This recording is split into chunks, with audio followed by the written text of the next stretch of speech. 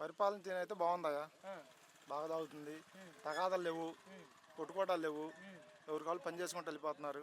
అది ఏంటి మరి ఈ వార్త డిప్యూటీ సీఎం అన్న వార్త ఇంకా ప్రజల్లో కొనసాగుతూనే ఉందా?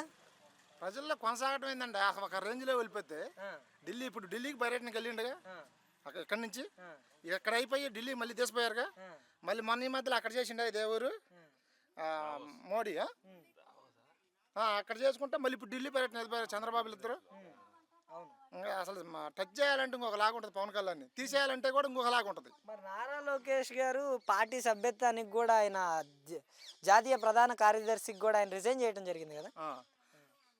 రివెంజ్ చేయడం అంటే జనాలు ఏదో అనుకుని ఇవన్నీ పుకారులే, కానీ వాళ్ళు చెప్పే మాటలు ఇవన్నీ చల్లవాడ. పవన్ కళ్యాణ్ లేకపోతే చంద్రబాబు లేడు, లోకేష్ లేడు.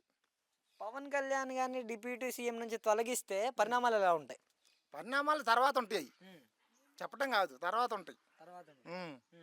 మరి నారా లోకేష్ గారిని డిప్యూటీ సీఎం అంటున్నారు ఇప్పటికీ 5 ఏళ్ళకి, తర్వాత రాబోయే నాటికి ఆయనే సీఎం అన్నట్టుగా వార్తలు వస్తున్నాయి బయటికి. అది జరగదయ్యా, జరగని పని అది.